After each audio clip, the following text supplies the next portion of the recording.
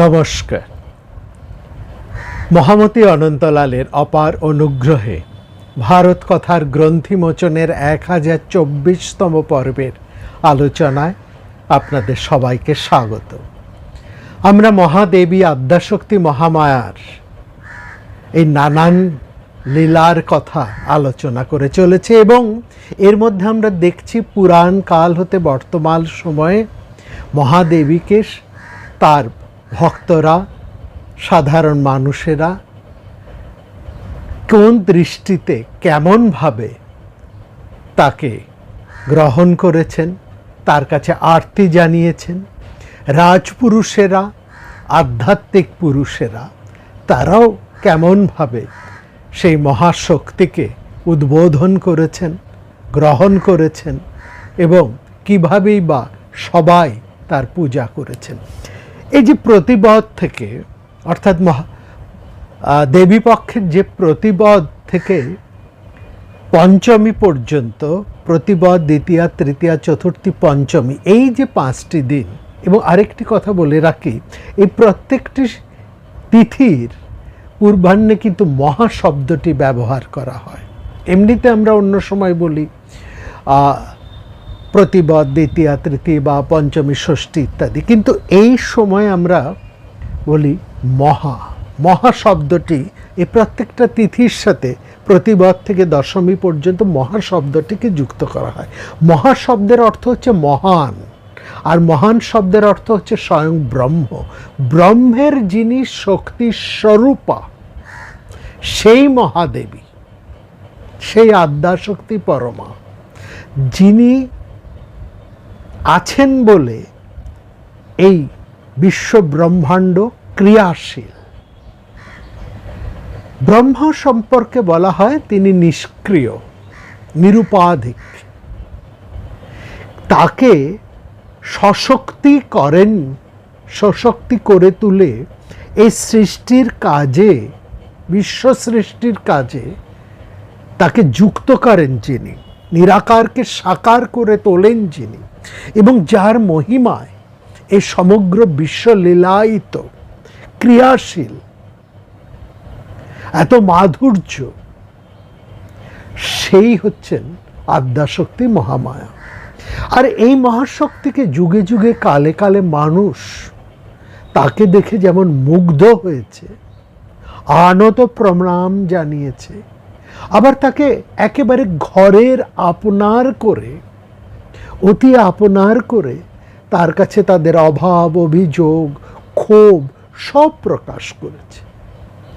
আর এই দেবীও কিন্তু কম যান না, তিনিও এই জগৎ সংসারের সাথে তার ইচ্ছা মতন বিহার করেছেন। এই জন্য বলা হয় ইচ্ছাময়ী, তাকে বলা হয়, অর্থাৎ তিনি রসিকা।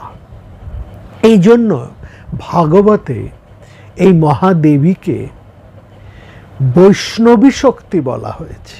পরমা বৈষ্ণবী শক্তি, অর্থাৎ বিষ্ণু শক্তির, বিষ্ণু ব্রহ্মার মতনই প্রায় নিষ্ক্রিয়, শিবও নিষ্ক্রিয়।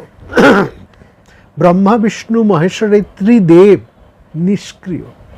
বৈষ্ণবী শক্তি, ব্রহ্মশক্তি এবং শিবশক্তি, যথাক্রমে বৈষ্ণবী, রুদ্রাণী বা শিবানী এবং ব্রহ্মাণী, এদেরকে শক্তিযুক্ত করে ক্রিয়াশীল করে তুলেছেন। এইটা বিরাট একটা তাৎপর্য, কম কথা নয়। সেখানে বৈষ্ণবেরাও এই মহাশক্তিকে সেই একই রকমভাবে পূজা করেছেন, একইভাবে তাকে ধারণা করেছেন, যেমন শাক্তরা করেছেন, যেমন শৈবরা করেছেন। এই সব কিছুর মধ্যেই মহাশক্তির একটা বিস্ময়কর কৌতুক প্রিয়তা কিন্তু আমরা লক্ষ্য করি। দেবী বড় কৌতুকময়ী এবং অনেক সময় তার কৌতুকের ঠেলায়, এটা ঠিক, অনেক সময় বলা হয় দেবীর এই কৌতুকের ঠেলায় সাধারণ মানুষের প্রাণ একেবারে অতিষ্ঠ হয়ে ওঠে। এই অভিযোগ, এই অনুযোগ, সেটাও কিন্তু দেবী সম্পর্কে করা হয়েছে। যত যাই হোক, দেবী ভীষণাই হোক, দেবী ভয়ঙ্করী হোক, করাল বদনী হোক, আবার সৌম্য, অতি সৌম্যা, অতি সুন্দরী পরমাহন, তিনি কিন্তু ভক্তর হৃদয়ে এক মাতৃভাবে যেমন আছেন, কন্যাভাবেও তেমনি রয়েছেন। আবার কোথাও তার সাথে একটা রসের সম্বন্ধ রয়েছে, একেবারে শৃঙ্গার রসের সেই সম্বন্ধও কিন্তু আমরা রয়েছে, যেটা আমরা বৈষ্ণবীয় শক্তির মধ্যে তাকে পাচ্ছি। লীলা বিলাস সহচরী তাকে বলা হচ্ছে। অর্থাৎ এই সংসারে যত প্রকার রস আছে, হ্যাঁ, এইটা বোঝার, এই সংসারে যত প্রকার রস আছে, সেখানে মাতৃত্বের রস আছে, সখিত্বের রস আছে, পত্নীত্বের রস আছে, সহচরীর রস আছে, নানা ধরনের যে নববিধ রস, এই প্রত্যেকটা রসের উৎসই হচ্ছেন এই মহাদেবী। এই নবরস জারিত হয়েই কিন্তু তিনি নবদুর্গা প্রকীর্তিতা। এইটাও কিন্তু দেবী শক্তির আরেকটা বিরাট দিক। একে দেবী শক্তিকে নিয়ে কথা বলে কিন্তু শেষ করা যায় না।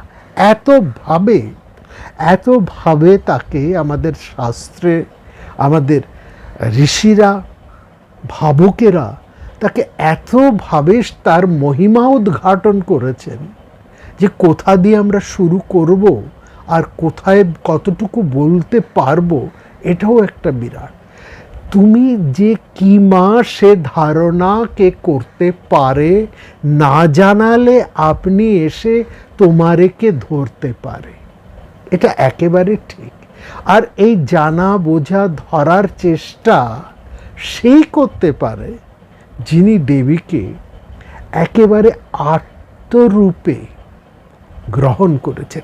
এই আত্মরূপে গ্রহণ করে লক্ষ্য করবেন ভক্তচিত্তে তিনি আত্মজা হয়ে যান। আত্মজা শব্দটি লক্ষ্য করুন। আত্মজাত বা আত্মজা, আমার অন্তর হতে জাত আত্মজা, মানে আমার আত্মা হতে জাত, সেটাও আত্মজা।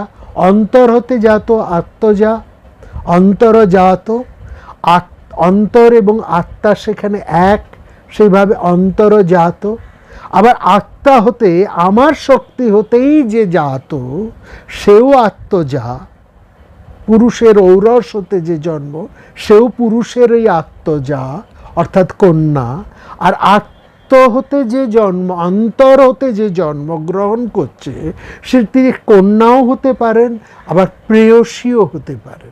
কন্যা এখানে প্রেয়সী হয়ে যান, বা প্রেয়সীও কন্যা হয়ে যান। এই জায়গাটায় কিন্তু ভারতীয় দার্শনিকতার ভাবনায় একটা অপূর্ব রয়েছে। এই জায়গাটা সঠিকভাবে না বুঝতে পারলে অনেকে গোলমাল করে ফেলেন। যেমন আমরা উদাহরণ দিই যে ব্রহ্মের শক্তি, যে ব্রহ্মাণী, যিনি ব্রহ্ম যাকে সৃষ্টি করলেন, ব্রহ্মের অন্তর হতে যিনি জন্মালেন, সেই দেবী বাক, তিনি ব্রহ্মের অন্তরজাতও বটে, আত্মজাতও বটে। সেই অর্থে দেবী বাক অর্থাৎ সরস্বতী যিনি, যাকে বলা হয়, তিনি ব্রহ্মার কন্যাও বটে, ব্রহ্মার আবার তিনি প্রেয়সীও বটে, তার স্ত্রীও বটে। প্রেয়সী, স্ত্রী, এই অর্থাৎ এখানে কিন্তু এই জায়গাটা বুঝতে হয়। এই জায়গাটা তর্কের বা সাধারণ লৌকিক দৃষ্টি দিয়ে বুঝতে গেলে ভুল হবে। যেমন আমরা একটি পর্বে বলেছি, প্রত্যেক পিতা, প্রত্যেক পুরুষ তার আপন পত্নীর গর্ভে দ্বিতীয়বার সন্তান রূপে জন্মগ্রহণ করেন। এই জায়গাটা, এইখানটা বুঝতে হবে। মানে সেই যে সন্তান পত্নীর গর্ভ হতে জন্ম রয়েছে, সেটি সেই পুরুষেরই অন্তর্জাত, আত্মজাতও বটে। আত্মজাতও যেমন, অন্তর্জাতও ঠিক তেমন। এই আত্মজাত এবং অন্তর্জাত মিলেমিশে একাকার হয়ে যায়। এই জায়গায় অন্য কোনো তত্ত্ব আনবেন না, অন্য কোনো অর্থ বোঝার চেষ্টা করবেন না, তাহলে পদে পদে আপনাদেরই বিপদ হবে। এই জায়গাটা বুঝুন, যিনি অন্তর্জাত তিনি আত্মজাতও বটে, আবার যিনি আত্মজাত তিনি অন্তর্জাতও বটে। কামনার ধন, কেবল মাতৃহৃদয়ের কামনার ধন তো সন্তান নয়, পিতৃহৃদয়েরও তো কামনার ধন, তাই না? হ্যাঁ, জননীর সাথে পুত্রের একটা নিকট সম্পর্ক, পিতার সাথে কন্যার একটি সম্পর্ক, এটি একটা পুরুষ এবং স্ত্রীর বিপরীত আকর্ষণের একটা ভয়। কিন্তু পিতাকে পুত্রকে কিংবা জননী কন্যাকে কি সেজন্য দূরে ঠেলে দেন? তা তো নয়, সমান করে। কোথাও একটু বেশি বেশি বলে বাইরের থেকে মনে হয়, বেশি একটা ঘনিষ্ঠতা হয়তো তৈরি হয়, কিন্তু কোনোটাই কম সেই অর্থে নয়, কোনোটা অতিরিক্তটাও নয়, কোনোটা আবার কমও নয়। এই জায়গাটা বুঝতে হবে। সেই অন্তর্জাত এবং আত্মজাত, সেই যে মহাদেবী, তার যে এই প্রতিপদ থেকে এই যে দশমী পর্যন্ত, এবং লক্ষ্য করবেন প্রতিপদ থেকে পঞ্চমী পর্যন্ত সেই মহাদেবীর নানা ধরনের সাজের উপকরণ, তাকে কন্যা রূপে দেখা হচ্ছে, তাকে ভক্তকুল যারা তার উপাচার, যারা তার পূজা করবেন বিভিন্ন উপাচারে, তারা এই 5টা দিন ধরে তাকে একটু একটু করে সাজিয়ে তুলছেন মহাদেবীকে। আবার লক্ষ্য করুন, তিনি কাত্যায়ন ঋষির গর্ভে ওই ছোট্ট একটি কন্যা রূপে জন্মগ্রহণ করেছেন, যেটা আমরা চণ্ডীর মধ্যে পাই। একেবারে সমস্ত দেবতেজে জন্মগ্রহণ হচ্ছে। এই যে দেবতেজ দেবতেজ করে কথাটা বলা হয়, এর অর্থ খুব পরিষ্কার। অর্থাৎ গীতার মধ্যে আছেন যে শ্রীমতাং গেহে, এই শ্রীপতাং গেহে যখন কোনো পূর্ণ মানুষের জন্ম হয়, তখনও তার জন্ম হয় কিন্তু দৈব তেজে। দৈব অর্থাৎ তার পিতা মাতা এমন সাধারণ পিতা মাতা নয়, সাধারণ পিতা মাতা নন তারা, সেই জন্য বলা হয় শ্রীমতাং গেহে। প্রত্যেক মহাপুরুষ, প্রত্যেক ঈশ্বর পুরুষের দেখুন তাদের পিতা মাতা হচ্ছে সেই রকম দৈব তেজ সম্পর্ক। এই দৈব তেজে সেই যে মহাশক্তি যিনি আবির্ভূত হবেন, তিনি তো সাধারণ তেজে তার জন্ম হতে পারে না। সমস্ত দৈব অর্থাৎ সর্বপ্রকার শুভ শক্তি, সর্বপ্রকার শুভ শক্তির সম্মিলনে, সর্বপ্রকার শুভ শক্তির সম্মিলনে এক শুভ মুহূর্তে, শুভ উদ্দেশ্যে, এক মহৎ ভাবনায়, মহৎ উদ্দেশ্যে তার জন্ম, এই কাত্যায়ন। সুতরাং দুর্গা একদিক থেকে আত্মজা, প্রত্যেকেরই তিনি কন্যার সম।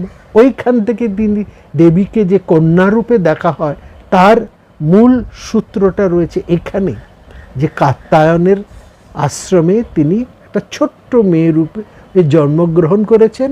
একেবারে যেন এতটাই ছোট, একে পাতার মধ্যে শুয়ে আছে, এতটাই ছোট, ছোট্ট একটি মেয়ে। তিনি তিল তিল করে তাকে বড় হচ্ছে। আবার তিনি জননী স্বরূপা। আবার তাকে বলা হচ্ছে তিনি হচ্ছেন শৈলজা। শৈল শব্দের অর্থ হচ্ছে পাহাড়, পর্বত। সেই শৈলে যিনি জন্মগ্রহণ করেন, শৈলপুত্রী তাকে বলা হচ্ছে, অর্থাৎ পর্বত কন্যা তিনি, হিমালয় কন্যা, হিমালয় কন্যা। এই হিমালয় কন্যার শব্দটারও একটা তাৎপর্য আছে। উত্তর, আমাদের পুণ্যক্ষেত্র হচ্ছে হিমালয়, অর্থাৎ হিমালয় কেন বলা হয়? কারণ হিমালয় হচ্ছে ভারতবর্ষের রক্ষাকর্তা। যদি হিমালয়টা না থাকতো, আমরা অনেকবার এই বিষয়টা নিয়ে আলোচনা করেছি, হিমালয় যদি ভারতবর্ষের উত্তরে না থাকতো, ভারতবর্ষ এক শৈত্যপ্রভাবে জ্বলে একেবারে শৈত্যপ্রভাবে বরফে পরিণত হয়ে যেত। ওই শৈত্যপ্রভাবকে, সমস্ত শৈত্যপ্রবাহকে এই হিমালয় মাথা তুলে দাঁড়িয়ে আটকে রেখেছে। এই জন্য হিমালয়। আর হিমালয় হচ্ছে সমস্ত জলের, গঙ্গা থেকে আরম্ভ করে অনেক নদীর, অনেক ধারার জন্ম, এবং সেখানে নানা ধরনের ঔষধি পাওয়া যায়। এই অর্থে হিমালয় সেই যে আমাদের সমস্ত প্রকার কল্যাণ স্বরূপ যিনি, সেখানেই সেই দেবীকে সেই কল্যাণেশ্বরী রূপে তার আবাস সেখানেই ধরা হয়েছে। আরেকটি হচ্ছে শিবের সাথে তার যুক্ততা। দেখুন, দেবী ব্রহ্মের সাথে সংযুক্ত, বিষ্ণুর সাথে সংযুক্ত, শিবের সাথেও সংযুক্ত। তিনি ত্রিশক্তির তেজ সম্ভূতা, এবং তিনজনই তারই কৃপায় তারা প্রত্যেকেই কিন্তু শক্তিমান হয়ে উঠেছেন। এই জন্য তো তাকে যখন কন্যা ভাবনা করা হয় এবং তাকে বিরাট করে সেই হিমবানের কন্যা করে দেওয়া হচ্ছে, তাকে বলা হচ্ছে তিনি একেবারে যে আমরা যে কোনো একজন আমাদের যা ভালোবাসার ধন, তাকে আমরা কিন্তু কোনো সাধারণভাবে নিই না। অতি সাধারণভাবেও তাকে যেমন দেখি, আবার তাকে ঐশ্বর্যময়ীভাবেও আমরা দেখি। দুভাবেই আমরা কিন্তু আমাদের প্রাণপ্রিয়কে, যাকে দেখে আমরা ভালোবাসি, যিনি আমাদের অন্তরতম বা যার কাছে আমাদের সমস্ত আশ্রয় স্বরূপা, যখন তিনি আমাদের অন্তরতম অত্যন্ত প্রিয় ধন, তখন তাকে আমরা যেন কন্যা ভাবনায় দেখি। আবার যখন তিনি আমাদের আশ্রয়দাত্রী, আমাদেরকে শক্তি দান করছেন অভয়ারূপ যখন, তখন তাকে ঐশ্বর্যময়ী দেখি। এই ঐশ্বর্যময়ী রূপে যখন আবার আমরা তাকে দেখি, তখন তাকে আমরা বলি রাজদুলালী। রাজদুলালীর মধ্যে এই রাজ শব্দের অর্থ হচ্ছে ঐশ্বর্য। রাজ শব্দের অর্থ যে অন্যকে রঞ্জিত করেন। রাজ শব্দের অর্থ হচ্ছে এই রাজ ধাতু, রজ ধাতু রয়েছে। রজ ধাতুর অর্থ হচ্ছে যে অন্যকে রঞ্জিত করে। আর রঞ্জিত করে মানে আহ্লাদিত করে। কি হিসেবে আহ্লাদিত করেন? রাজা কিভাবে আহ্লাদিত করে প্রজাকে? পিতার মতন। পিতার মতন অর্থে রক্ষা করেন। পিতা কি করেন? মূলত তিনি রক্ষা করেন তার সন্তানদের। রক্ষায়ত্র বা রক্ষা, দেবী এই অর্থে রক্ষায়ত্রী। যখন তার কাছে আমরা শরণাগত হই, যখন তাকে আমরা বলে রক্ষা মাম, আমাদেরকে রক্ষা করো, রক্ষায়ত্রী, তখন তার মধ্যে আমরা একটা রাজসিক ভাব আরোপ করি। সেই রাজসিক হিসেবেই তাকে আমরা বলি তুমি হচ্ছে রাজদুলালী। আবার যখন তাকে আমরা আমাদের একেবারে প্রাণের ঘরের মধ্যে অন্তর্ধান করে আমরা যখন তাকে পেতে চাই, তখন তাকে আমরা ভাবি আমাদের সেই কাত্যায়নী, আমাদের ঘরের মেয়ে। এই দুটির রূপই কিন্তু একই। আমরাই আমাদের মনের ভাবনায় কখনো তাকে আমরা উমারূপে আমাদের ঘরের কন্যা করে নিচ্ছি, আবার কখনো তাকে আমরা শরণাদাত্রী, রক্ষয়ত্রী বলে তাকে আমরা রাজদুলালী বলি। তাহলে নিজের ঘরের মেয়েই হোক আর রাজদুলালী হোক, তাকে আমরা যখন আহ্বান করব, এই বিশাল যে শক্তিময়ী 9 দিন ধরে যার পূজা চলতে থাকে, মনে করবেন প্রতিবৎ থেকে কিন্তু মহাদেবীর পূজা আরম্ভ হয়ে গিয়েছে। আমরা হয়তো মহাষষ্ঠী, মহাসপ্তমী, অষ্টমী, নবমী, এই দশমীর সামান্য পূজাটা আমরা দেখি বা মূলত আমরা করি। এটা দেবীর সংক্ষিপ্ত পূজা, এটা দেবীর সংক্ষিপ্ত পূজা। কিন্তু দেবীর মূল পূজাটি হচ্ছে প্রতিবৎ থেকে দশমী, এই বা প্রতিবৎ থেকে নবমী, এই নবরাত্রির পূজা। সেখানে দেবীর নবরাত্রির কথা আছে, সে বিষয়ে আমরা পরে আসব। তো এই যে প্রতিবৎ থেকে পঞ্চমী কি করা হয়, কি সেখানে অপূর্ব একটা ভাবনা আছে। এই এক এক দিন দেবীকে এক এক মূর্তিতে পূজা করা হয়। এটা একটা আধ্যাত্মিক দৃষ্টিতে ভক্ত তাকে নবরাত্রির নবশক্তিতে, নবদা শক্তিতে তাকে দেখেন। কোথাও তিনি চন্দ্রঘণ্টা, কোথাও তিনি কৌশিকী, কোথাও তিনি বারাহী, কোথাও তিনি চণ্ডিকা, কোথাও তিনি শিবদন্ত। এরকম নব দুর্গার নবভাবনা, নব শক্তি প্রকটিতা এইভাবে আছে। অন্যদিকে ভক্তরা তাকে আর একেবারে বিশেষ রূপে দেখে। এই যে ভক্তের দৃষ্টি, এই জন্যেই কিন্তু ভাগবত কথাটা আছে। ভাগবত আলোচনা আমরা বলেছি ভক্তের দৃষ্টিতে যে কথা, ভাগবত আকার, ভগবত গীতা মানে ঈশ্বর যা গান করছেন, আর ভাগবত যেখানে ভক্ত তার স্তুতি করছে, ভক্ত তার গান করছেন, তার স্তুতি করছেন, এটি হচ্ছে ভাগবত। দেবী ভাগবত আর একটি হচ্ছে বিষ্ণু ভাগবত বা শ্রীমদ্ ভগবদ গীতা। শ্রীমদ্ ভগবদ গীতা যেটা মহাভারতের ভীষ্ম পর্বের মধ্যে রয়েছে, সেটিকে সাধারণত পূর্বকালে পুরাণের সময় বলা হতো বিষ্ণু ভাগবত। বিষ্ণু ভাগবত যেখানে সেটি হচ্ছে ভগবদ গীতা। আর এই বিষ্ণু, এই ভাগবত যেখানে ভক্তরা বলছে, শ্রীমদ্ ভগবত যেটা মহাভারতের মধ্যে রয়েছে, সেটি হচ্ছে ভগবান উবাচ, সেখানে শ্রীকৃষ্ণ উবাচ বা ভগবান উবাচ বলে সেখানে ভগবানের কথা, তার গান বলা আছে। কিন্তু যেখানে ভক্তরা সেই ভগবানের কথা বলছেন, যেখানে বিষ্ণুর কথা বলছেন, সেটি বিষ্ণু ভাগবত, যেটাকে আমরা বলি শ্রীমদ্ ভাগবত। ভাগবত, শ্রীমদ্ ভাগবত, আর গীতাটি হচ্ছে যেটা বিশ্বকর্মের মধ্যে রয়েছে, সেটা শ্রীমদ্ ভগবত, আকার নেই, ঠিক আছে, এই ভুলটা যেন না হয়। আর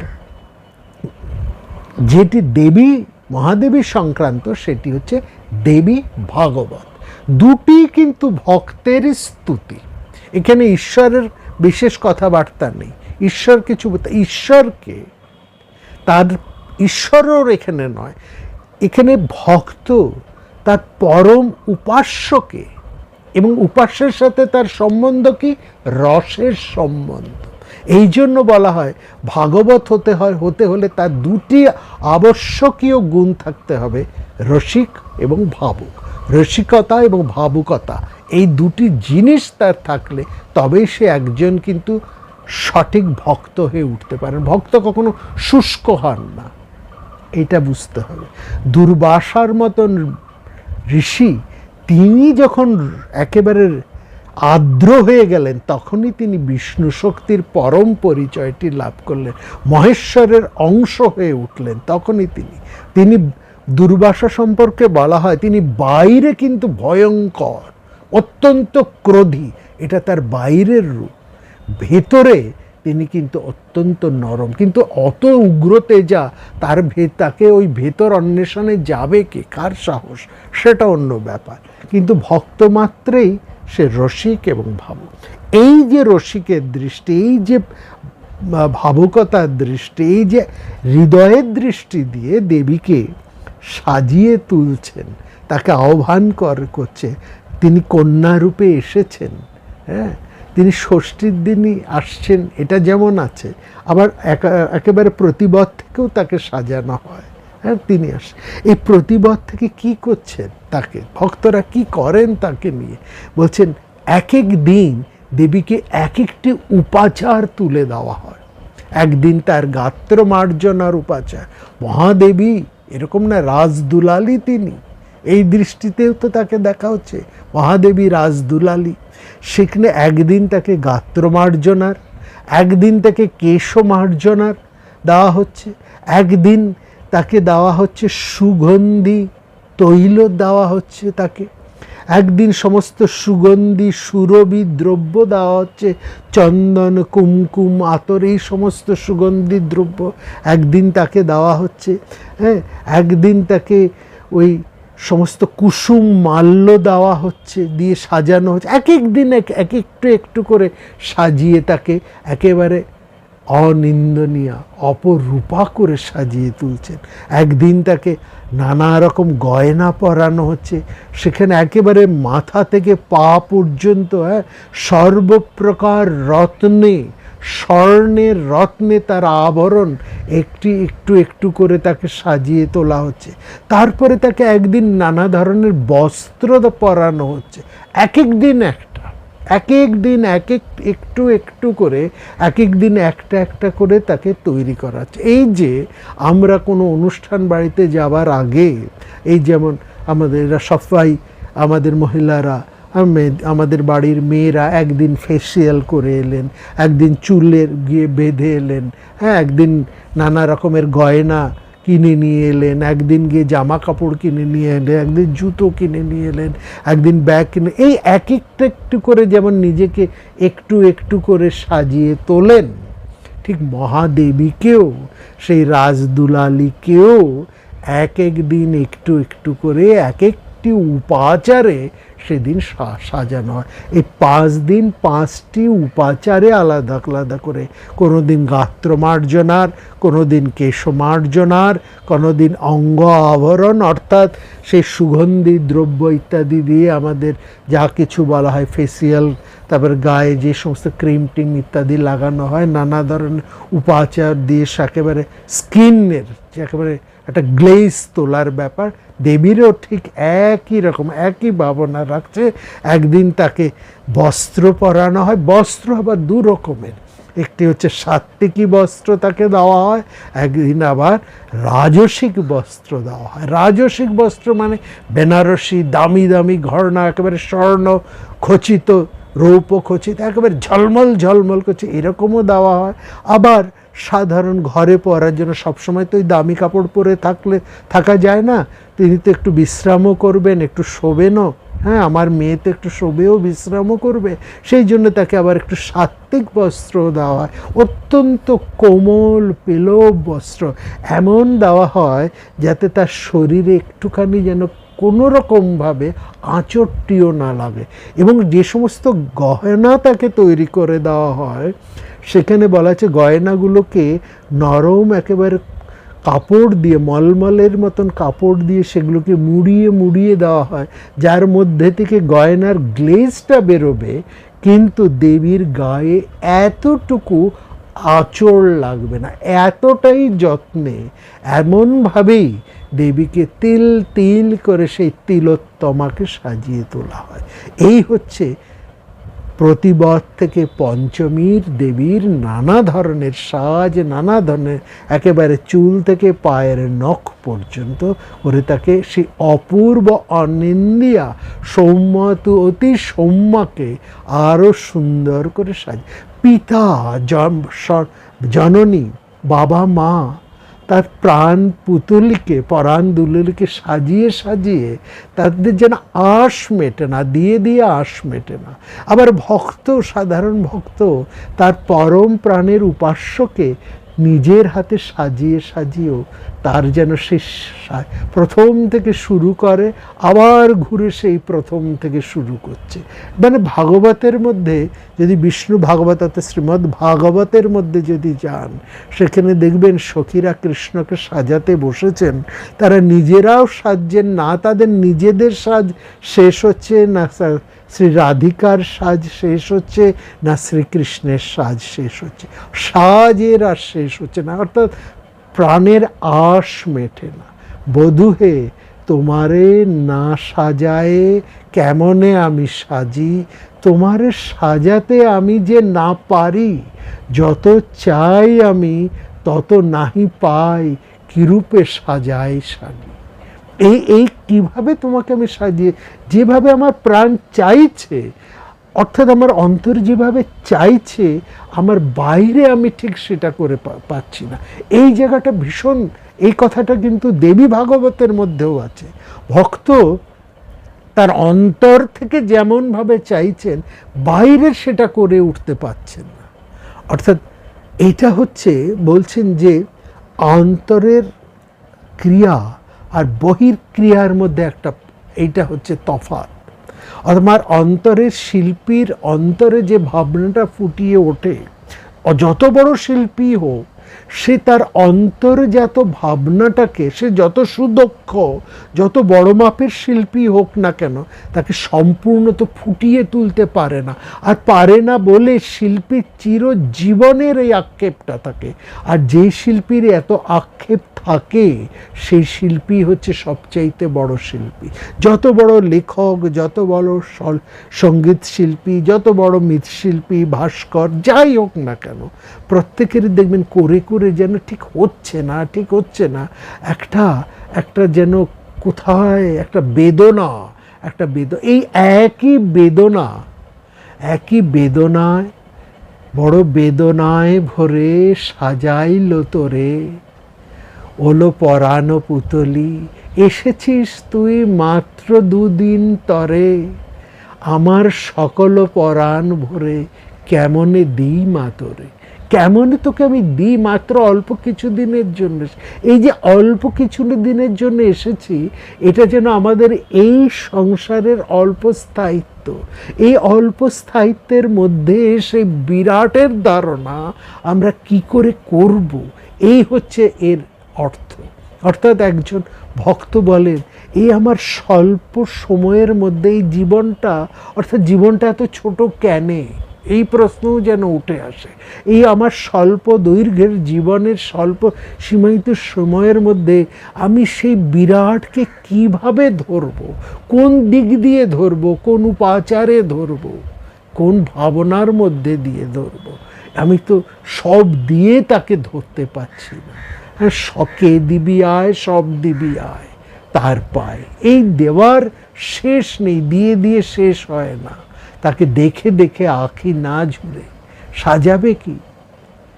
সাজাতে বসে সখীরা তার দিকে তাকিয়েই তাদের বেলা শেষ হয়ে গেল, সাজ আর আরম্ভ হলো না। এই হচ্ছে প্রতিবাদ থেকে পঞ্চমীর দেবীর মহা উপকরণ। এখানে দেখুন, আমরা এই যে বলা হয় রামায়ণে কি মহাকবি কীর্তিবাস, আমাদের বাঙালি কবি কীর্তিবাস, তিনি মহাদেবীকে শরৎকালে অকাল বোধন করিয়েছেন শ্রীরামচন্দ্রকে দিয়ে। এটি বাল্মীকি রামায়ণে নেই। কিন্তু এটা ধরবেন না যে কীর্তিবাসী একমাত্র মহাকবি যে তিনি শরৎকালের এই অকাল বোধন সূচনা করেছেন, না, তার আগেও কিন্তু আমাদের এই শরৎকালীন মহাদেবীর পূজার প্রথা ছিল। কীর্তিবাস সেই প্রথাটির সাথে রামচন্দ্রকে যুক্ত করে দেবী পূজার এই অকাল বোধন শুরু করেছে। অকাল বোধনের সূত্র কীর্তিবাস পেলেন কোথার থেকে? আসলে লক্ষ্য করবেন, রামচন্দ্র তিনি হচ্ছেন সূর্যবংশীয় আদিত্য উপাসক। আর আমাদের কে না জানে, আমরা তো কতবার আলোচনা করেছি, আমাদের সমস্ত দেব দেবীরাই হচ্ছেন সৌর দেবতা, সূর্য শক্তি। সূর্য হচ্ছে আমাদের প্রত্যক্ষ দেবতা, আর সমস্ত দেবতা বা দেবীরাই হচ্ছেন সেই সৌর শক্তি, হ্যাঁ, আদিত্য, সে তেজে সমস্ত দেব দেবীরা।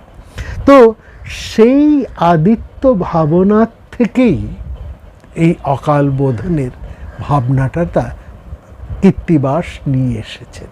হ্যাঁ, এই অকালে, অর্থাৎ আমাদের 6 মাস, দেবতাদের 6 মাস দিন আর 6 মাস রাত, এই সময়টা তো এই 6 মাস, অর্থাৎ সূর্যের যে দুটি গতিপথ, একটি দক্ষিণায়ন আর একটি উত্তরায়ণ। এখন তো দক্ষিণায়ন আরম্ভ হয়ে গেছে, উত্তরায়ণ হচ্ছে আমাদের দেবতাদের দিন, আর দক্ষিণায়ন হচ্ছে দেবতাদের রাত্রি। তো এই দক্ষিণায়নের সূর্যের গতির সময় যেন দেবতাদের সেই রাত, সেই রাতের সময় দেবীকে উদ্বোধন করা হচ্ছে, তাকে জাগানো হচ্ছে। উদ্বোধন মানে জাগানো, তাকে জাগরণ করা হচ্ছে, যার থেকে এই দেবীর বোধন কথাটি চলে আসে। বোধন হয় যে দেবীর, বোধন তো মহাশক্তির বোধন হয় না, বোধন হয় যে পূজকের, যারা তার অর্চনা করছে তার আত্মবোধন, সেইটি হচ্ছে মূল ভাবনা, আত্মবোধন। পূজকের পূজক নিজে জেগে উঠে চক্ষুষ্মান হয়ে তবে দেবীর চক্ষু দান করতে পারে। অন্ধ কী করে এত বড় আলোকে দেখবে? আগে তাকে চক্ষুষ্মান হতে হবে, আগে তাকে নিজেকে জাগিয়ে তুলতে হবে, আত্মবীর্যে শক্তিতে তাকে শক্তিমান হলে তবেই তো সেই মহাশক্তিকে সে ধারণা করতে পারবে, তাই না? বা একজন ক্ষুদ্র মানুষ বিরাটের ধারণা করবে কি করে? তাহলে বিরাটের ধারণা করতে হলে তাকে তো সেরকমই কাছাকাছি যেতে হবে, সেরকমই তো একজন সশক্তিমান হয়ে উঠতে হবে, তবেই তো সে সেই বিশক্তিমান, সেই শক্তিময়ী, সেই বিরাটকে ধারণা করতে পারবে। এই হচ্ছে বোধন, মানে নিজের জাগরণ। তো এইখানে বোধন। তো এই যে শরৎ পূজার এইটি কিন্তু একেবারে পূজা আছে, ছিল, হ্যাঁ, এই যে কীর্তিবাস এই স্নানাসূত্রকে করে তার রামায়ণের মধ্যে এই অকাল বোধনের একটি সূত্র নিয়ে এসেছে। কিন্তু এই ভাবনাটা শরৎ পূজার একটি ভাব ছিল, দেবী ভাগবতের মধ্যে আছে। আমরা যে কাহিনীটি আপনাদের কাছে আগে বলতে যাব, হ্যাঁ, পরের পর্ব, একটা অপূর্ব কাহিনী, কিন্তু এই কাহিনীর মধ্যে সেখানে আমরা শরৎকালে নবরাত্র বিধানে মহাদেবীর অর্চনার কথা আমরা সেখানে পাচ্ছি। এটি রয়েছে দেবী ভাগবতের মধ্যে, এই কাহিনীর মধ্যে। আরেকটি জিনিস, এই যে মহাদেবী দুর্গা, তিনি মধ্যাহ্নকালীন সূর্য, আর তার দুই শক্তি দুপাশে, একজন হচ্ছেন প্রভাতকালীন সূর্য সরস্বতী, অন্য একজন হচ্ছেন সায়ংকালীন সূর্য মহালক্ষ্মী। তো মাঝখানে দেবী চণ্ডিকা, দেবী দুর্গা। দুর্গা হচ্ছে দুর্গম অসুরকে যিনি বধ করেছেন, আর দুর্গ, এই যে রাজাদের যে দুর্গ, এই দুর্গকে যিনি রক্ষা করেন। শরীর হচ্ছে দুর্গ, এই শরীরকে যিনি রক্ষা করেন, দুর্গের মধ্যে সেই হৃদয়েশ্বর বসে রয়েছেন, তাকে যিনি রক্ষা করছেন, এই দুর্গ বা রাজাদের যে দুর্গ, যার মধ্যে রাজাদের সব দুর্গ রক্ষা হলে রাজা রক্ষা পায়, দুর্গ ধ্বংস হলে রাজা টেকে না, রাজা শেষ। সুতরাং এই দুর্গ রক্ষা করেন যে মহাদেবী, তিনি হচ্ছেন দেবী দুর্গা। এখান থেকে, এই দুর্গ থেকেও দুর্গা দেবী এসছেন। আবার দুর্গম অসুরকে বধ করেন যিনি, তিনিও দেবী দুর্গা, এইভাবে এসছেন। মহিষাসুর এবং অন্যান্য অসুরকে যিনি বধ করেন, অর্থাৎ চণ্ডীর মধ্যে আমরা যাকে পাই, তিনি দেবী চণ্ডিকা, তিনি মহিষাসুরকে বধ করেছেন। এই সব কিছুকে মিলে একটা সমন্বয়ী ভাবনা কিন্তু আমরা এই দুর্গা পূজার মধ্যে পাই, একটা বিশাল সমন্বয়ী ভাবনা। হ্যাঁ, সেখানে চণ্ডিকার ভাবনা আছে, দুর্গামসুর বধ করে সেই দুর্গা দেবীর ভাবনা আছে, নানা, এবং শাকম্ভরীর ভাবনা আছে। শাকম্ভরী হচ্ছে এই শাক পাতা লতা পাতা, অর্থাৎ এই বিশ্বপ্রাণ, তার ভাবনা সেখানে রয়েছে। আবার আমাদের সমস্ত ঔষধির ভাবনা রয়েছে, নবরাত্রি নবপত্রিকা, তার ভাবনা রয়েছে। এই সমস্ত ভাবনার একত্রিত করে, সব শক্তি একত্রিত করে এই মহাপূজা। সেখানে যেমন সাত্ত্বিকী পূজা, তেমনি সেখানে রাজসিক পূজা, তেমনি আবার সেখানে তামসিক পূজা। সেখানে যেমন দেবীর মহাপূজা হয় বেদোক্ত বিধানে নিগমে, তেমনি আগম তন্ত্রর মতেও সেখানে পূজা হচ্ছে। দেবীর যে হোম, এইটুকু হচ্ছে সেখানে নিগম পদ্ধতিতে, আর আগম পদ্ধতিতে পূজা মন্ত্র আরাত্রিক, এই সমস্ত জিনিস। অর্থাৎ দুর্গা পূজাটা হচ্ছে একটা সমন্বয় ভাবনা। সেখানে শাক্তরাও আছে, বৈষ্ণবেরাও আছেন, শৈবরাও আছেন, গানপত্যও আছেন, সব ধর্মের মানুষ, সর্ব জাতির এবং সমাজের সর্বস্তরের মানুষের সম্মিলতে, মার আহ্বানে সবারও পরশে পবিত্র করা এই তীর্থ, একেবারে সবার সম্মিলিত যোগদানেই, সেই জন্য এটি মহাপূজা, মহা উৎসব। সমাজের প্রত্যন্ত প্রান্ত থেকে সর্বপ্রকার দ্রব্য দিয়েই এই মহাদেবীর অর্চনা। অর্থাৎ এই জন্য এটা কি বলা হয়, কলিকালের একটা রাজসূয় যজ্ঞ। এটা সাধারণ মানুষের পক্ষে করা কিন্তু খুব মুশকিল। এই জন্য এখানে একেবারে হয় অনেকে মিলে একটা 12 ইয়ারি পূজা হয়, বা সার্বজনীন পূজা হয়, বা খুব ধনীর বাড়ির পুজো হয়। সেই থেকে একটু সংক্ষিপ্ত রূপ করে জগদ্ধাত্রী পূজা হয়েছে, যেখানে গৃহস্থেরাও এই পূজাটি করতে পারে। দুর্গা পূজার সংক্ষিপ্ত রূপটি হচ্ছে এই যে দেবীকে সাজানো হয়, তার বিভিন্ন জায়গার থেকে বিভিন্ন দ্রব্য নিয়ে আসা হয়। তার মধ্যে একটি জায়গা হচ্ছে নর্মদা তীরের সেই সলিল, এবং সেই নর্মদা পবিত্র তীরের মাটিটিও কিন্তু নিয়ে আসা। এরকম অনেক জায়গার মাটি, অনেক রকমের জল ইত্যাদি আনা হয়। এই একটি বিশেষ জায়গার, নর্মদা তীরের একটি বিশেষ অঞ্চলের জল এবং মাটি নিয়ে আসা হয়, এবং সেইখানে আগে গিয়ে প্রথমে শিবের আরাধনা করে, শিবকে প্রসন্ন করে, সেই জায়গার জল এবং মাটি এনে এই মহাদেবীর পূজা আরম্ভ হয়। এরকম কথাও কিন্তু আমরা এই দেবী ভাগবতের মধ্যে আমরা পাচ্ছি। সেটি হচ্ছে নর্মদা তীরের একটি পবিত্র তীর্থ। এই তীর্থটিকে মহাভারতে বলা হয়েছে ভৃগু তীর্থ। নর্মদা, বর্তমান নর্মদা নদী তীরবর্তী একটি অত্যন্ত পবিত্র তীর্থ। এবং এই তীর্থে কথা রামায়ণে আছে। হ্যাঁ, সেখানে পরশুরাম রামচন্দ্রের কাছে তার পরশুরামের তো দর্প চূর্ণ করেছিলেন রামচন্দ্র, সেই কাহিনী তো আপনারা জানেন। তো সেই পরশুরাম আবার রামচন্দ্রের সেই বিষ্ণুর আরাধনা করে তিনি তার তেজ আবার পুনরুদ্ধার করতে সক্ষম হয়েছিলেন যেই তীর্থ। সেই জন্য এই তীর্থের আরেকটি নাম হচ্ছে দীপ্তদ তীর্থ, যেখানে দীপ্ত আবার নতুন করে উদ্ধার করা হয়েছে। সেই জন্য এই তীর্থটির আরেকটি নাম হচ্ছে দীপ্তদ তীর্থ। বা বলা হয় যেখানে স্বয়ং শিবকে প্রসন্ন করে মহাজ্যোতি মহাদেবীর আবির্ভাব ঘটে, সেই জন্য এই তীর্থের আরেক নাম হচ্ছে দীপ্তদ তীর্থ। এবং সেখানে অনেক ঘটনা আছে তীর্থগুলোকে নিয়ে, আমরা বলবো না, সেই অত ঘটনার মধ্যে আমরা যাব না। আমরা এখানে বলছি এই তীর্থের আরেকটি নাম হচ্ছে দীপ্তদ তীর্থ, অর্থাৎ দীপ্ত জ্যোতি। মহাদেবী হচ্ছে জ্যোতির্ময়ী, মহেশ্বর শিব হচ্ছে জ্যোতির্ময় শিব। জ্যোতির্ময় শিবলিঙ্গ বলা হয়, মহাদেবীকে বলা হয় জ্যোতির্ময়ী। সুতরাং এই তীর্থ তো দীপ্তময় তীর্থ, দীপ্তদ তীর্থ, যেখান থেকে একজন মানুষ দীপ্ত কান্তি হয়ে উঠতে পারে। অর্থাৎ এই সাধনা, এই আরাধনার মূল তাৎপর্যই হচ্ছে জ্যোতির্ময় হয়ে ওঠা, দীপ্তবান হয়ে ওঠা, দীপ্তময়ী হয়ে ওঠা। এই জন্যই এই মহাপূজার সাথে নর্মদা তীরবর্তী এই ভৃগুতীর্থের একটি সংযুক্তিও এখানে রয়েছে, ভাবনা রয়েছে। এই ভাবনার মূল কারণ হচ্ছে এই তীর্থে সেখানে পরশুরাম রামচন্দ্রের আশীর্বাদে, রামচন্দ্রের অনুগ্রহে তার তেজ দীপ্তি আবার পুনরায় ফিরে পেয়েছিলেন। এই জন্য এই তীর্থটির নাম দীপ্তদ তীর্থ।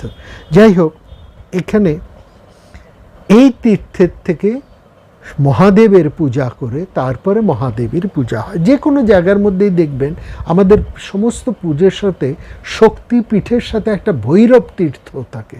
হ্যাঁ, আপনারা কালীঘাটে যান, সেখানে দেখবেন এদিকে মহাকালীর পুজো রয়েছে, আবার একটু এগিয়ে গিয়ে সামান্য যদি যান সেখানে আবার তার ভৈরবের মূর্তিও রয়েছে। সেই ভৈরব সমস্ত তীর্থে, সমস্ত দেবী তীর্থে আবার ভৈরব তীর্থ রয়েছে।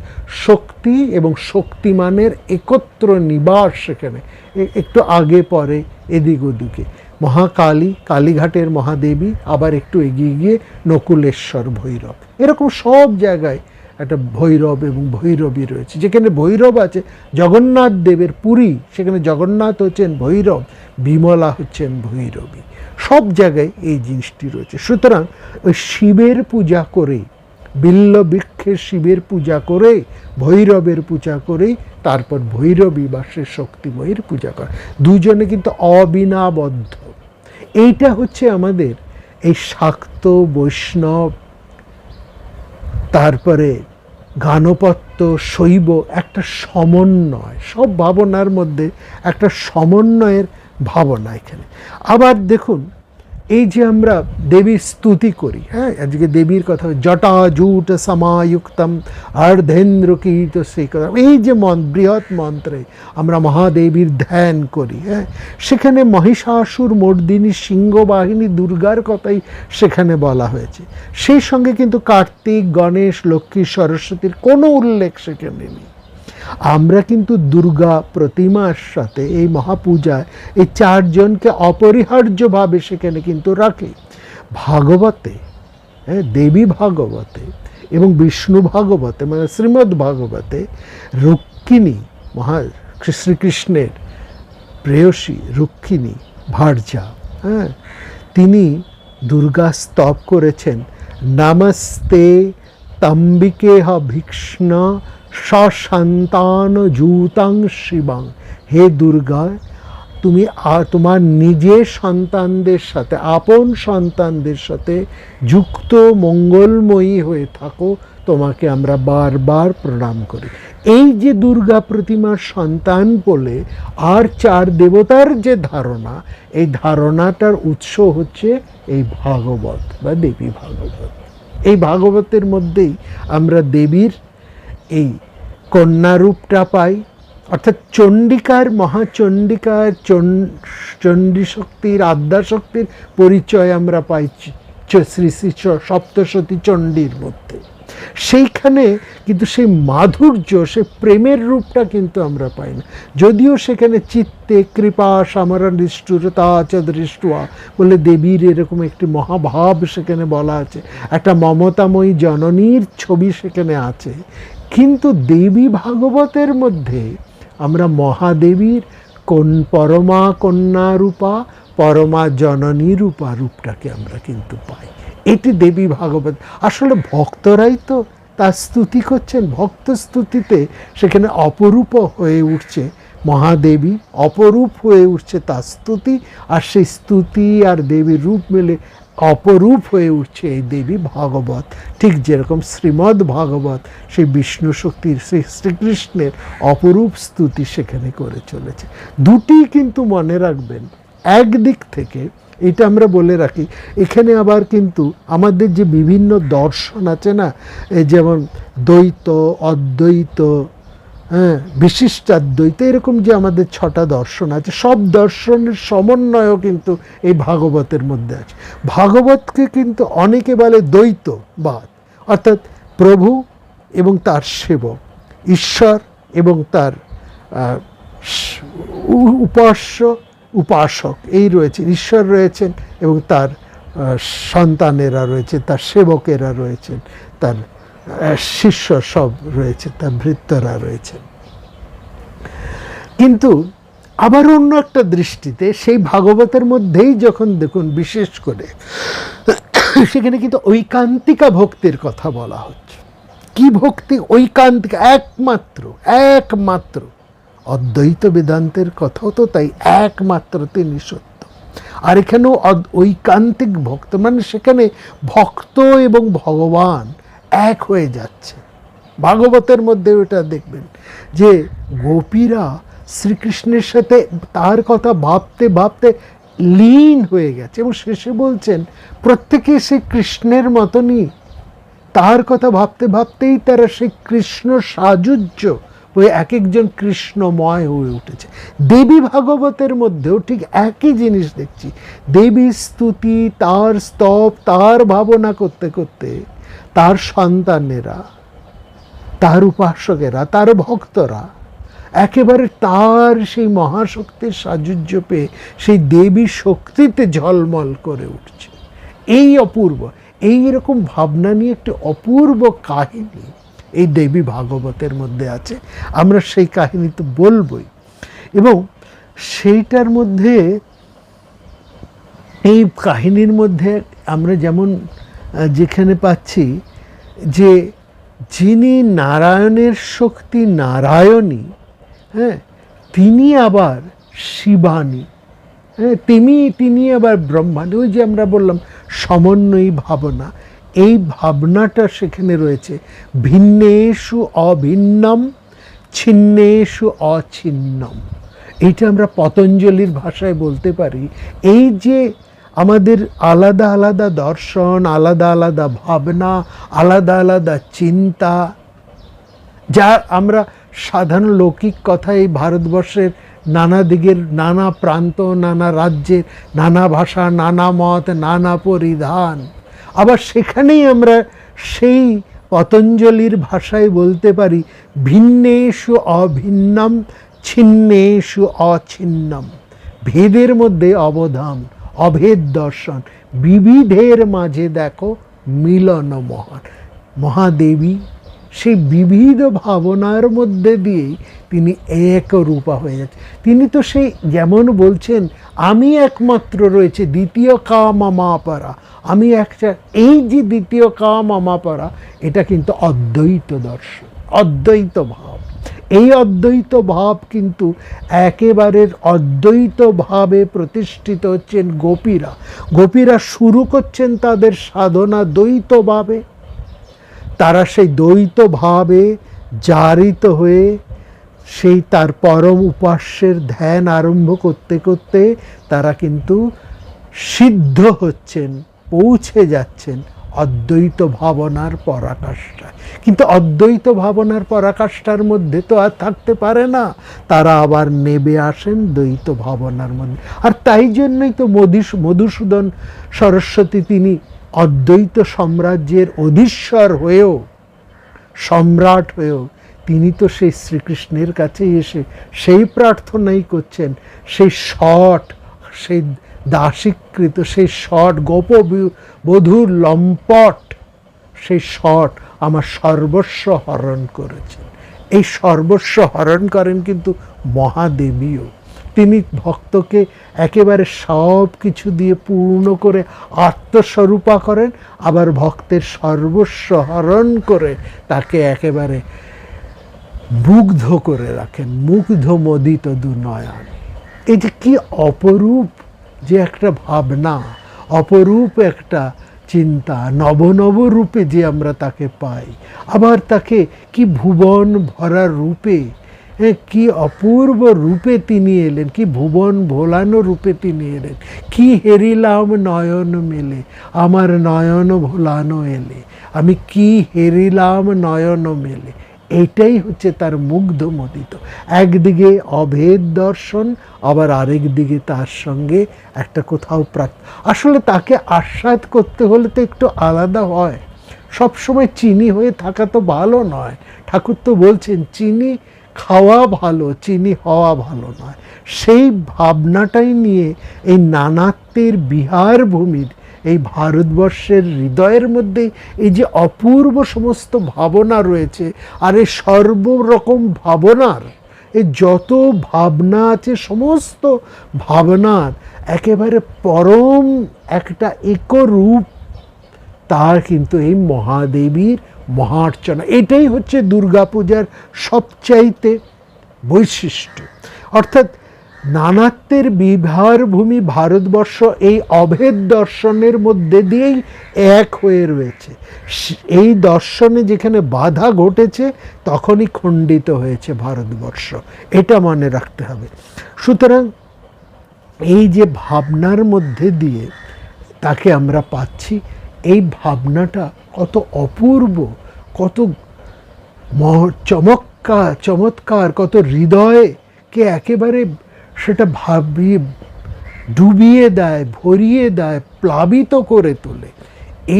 এই ভাবটা যদি আমরা না ধরতে পারি, তাহলে কিন্তু মহাদেবীকে আমরা সঠিকভাবে ধারণ করতে পারি। মহাশক্তিকে আমরা ধরতেই পারবো না, কোনো শক্তিকে। যিনি বিরাট তাকে বুঝতে হলে তার তাৎপর্যকে আমাদের বুঝতে হবে। বিরাটকে ধরতে হলে আমাদেরকেও একটু বড় হতে হবে। আমাদের মধ্যে যদি আমরা ক্ষুদ্রত্ব রেখে দিই, আমাদের মধ্যে যদি আমরা আমিত্ব, অহংকার, ক্ষুদ্রত্ব, অসূয়া এগুলোকে রেখে দিই, দৈন্যতাকে রেখে দিই, তাহলে আমরা কি করে সেই বিরাটকে ধরব? সুতরাং আমাদেরকে এই সব কিছুকে ত্যাগ করতে হবে। মহাদেবীকে সাজানো নয়, নিজেদেরকে সাজানো। মহাদেবীর উদ্বোধন নয়, নিজেদের উদ্বোধন।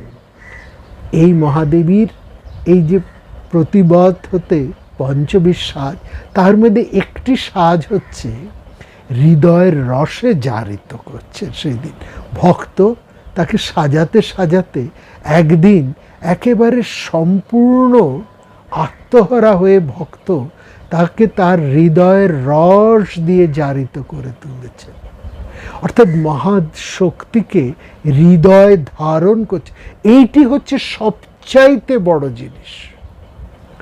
যদি আমরা কাউকে আমার হৃদয়ের মধ্যে সম্পূর্ণত গ্রহণ করতে না পারি, তবে কি আমরা তাকে ভালোবাসতে পারি? সে ভালোবাসা কি সম্পূর্ণ হয়? আর ভালোবাসতে যদি আমরা না পারি, তার সাথে যদি আমাদের ভালোবাসার বন্ধনটি অক্ষয় না হয়, নিখাদ না হয়, তাহলে তার প্রতি আমাদের শ্রদ্ধা, পূজা, অর্হন কি করে হতে পারে? যাকে ভালোবাসি তাকেই তো পূজা করি, যাকে ভালোবাসি তাকেই তো সাজাই, যাকে ভালোবাসি তার সাথেই তো আমাদের মান অভিমান, তাই না? এই যে গত পর্বে আমরা প্রতিবাদ, অভিমান, ক্ষোভ প্রকাশ করতে দেখেছি, যে ধারা এখনো বহমান, এই ক্ষোভ প্রকাশ এটা কার সঙ্গে আমরা করতে পারি? যাকে আমরা ভালোবাসি।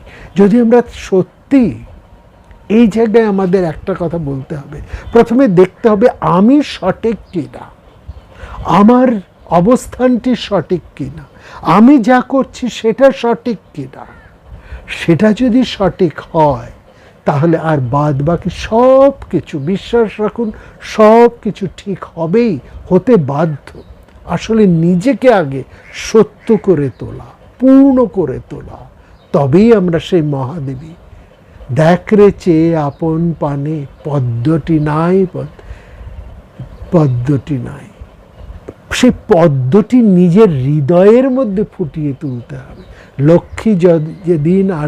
লক্ষ্মী যখন আসবে তখন কোথায় তারে দিবি রে ঠাই, দেখ রে চেয়ে আপন পানে, পদ্মটি নাই, পদ্মটি নেই। সেই মহাপদ্মকে, হৃদয় পদ্মকে প্রস্ফুটিত করে দিতে হবে, আমাদেরকে বড় করে তুলতে হবে। আমাদের হৃদয়কে প্রসারিত করতে হবে, সুগন্ধিত করে তুলতে হবে, নির্মল করে তুলতে হবে, উজ্জ্বল সুন্দর করে তুলতে হবে। তবেই তো তা সেই মহাশক্তির অধিষ্ঠান হবে, তবেই তো আমরা শক্তিমান হয়ে উঠতে পারবো, তবেই তো আমরা সেই মহাশক্তি পূজার যথার্থ অধিকারী হয়ে উঠতে পারবো। আগামী পর্বে দেবী ভাগবত থেকে অপূর্ব একটি কাহিনী আপনাদেরকে আমরা পরিবেশন করব। আজকে এই বিশেষ দিনে দেবীকে হৃদয় রসে জারিত করেছেন। আজকে আমরা সেজন্য আর অন্য কোনো ভাবনার মধ্যে যেতে পারিনি। আজকে সেই চতুর্থীর দিনে মহাদেবীকে আমরা হৃদয়ের রসে জারিত করি। সেই হৃদয়ের সমস্ত ভাবনা দিয়ে, সমস্ত রস দিয়ে, সমস্ত আবেগ দিয়ে, সমস্ত শুদ্ধতা দিয়ে আমরা সেই মহাদেবীর প্রতি আমাদের বিনম্র প্রণাম জানাই, আমাদের অন্তরখানি স্নিগ্ধ করে তুলি, সেখানে তার বসার আসনখানি পাতি। হে পরমেশ্বরী, তোমার এখানে আবির্ভাব ঘটুক আমাদের প্রত্যেকের হৃদয়ে। তোমার আশীর্বাদে আমরা যেন সবাই উজ্জ্বল হতে উজ্জ্বলতর, সুন্দর হতে সুন্দরতর, নির্মল হতে নির্মলতর এবং শক্তিমান হয়ে উঠতে পারি, শুদ্ধ হয়ে উঠতে পারি।